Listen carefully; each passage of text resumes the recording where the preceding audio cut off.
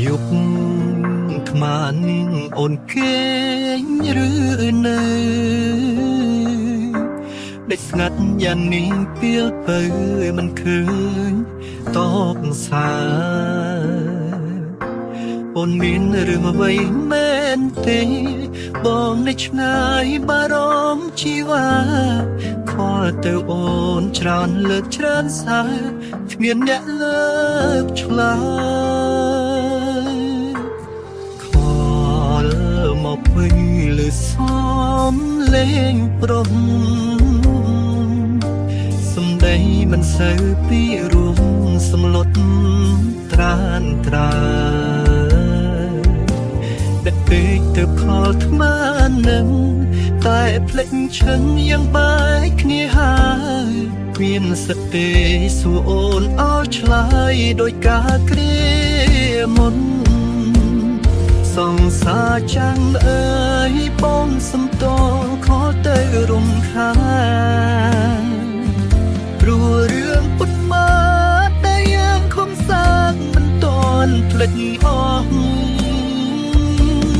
ច្រឡំឆាតប្រាប់ពាក្យថានឹកច្រឡំឆាតប្រាប់ថានៅស្មងទាំងការពិត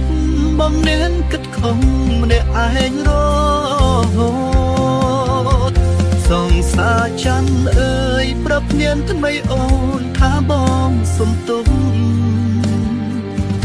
កុំហងលែបនេះបងតែជ្រោយជ្រងទៅលើជីវ៉ាបងសារភាពថាបងស្របានអសារភាពថាបងញ៉ាំស្រាតែពេលនេះចង់ប្រាប់អូនថាបងដឹកអូនណាស់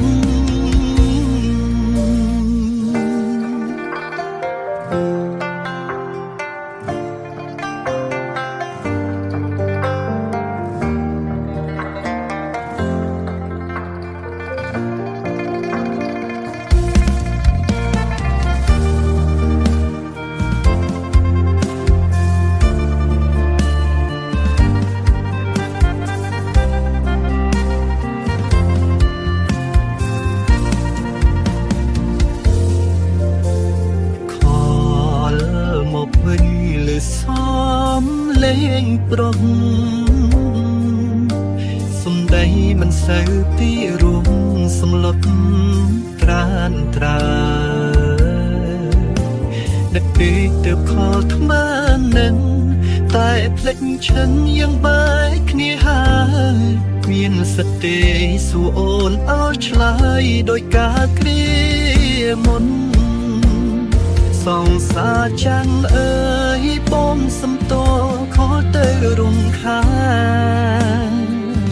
ព្រោះរឿងពុតមកតែយ៉ាងខំសាងមិនតន់ភ្លេចអស់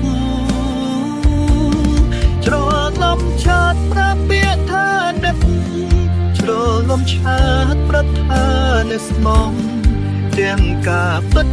បំនេនគិតខំម្នាក់ឯងរហូតសង្សារច័ន្ទអើយប្រាប់ញៀនថ្មីអូនថាបងសុំទុំកុំហងលែបនេះបងតែជ្រោយជ្រងទៅលើជីវ៉ាបងសារភាពថាបងស្រវាំងអូសារភាពថាបងញ៉ាំស្រាតែពេលនេះចង់ប្រាប់អូនថាបងដឹកអូនណាស់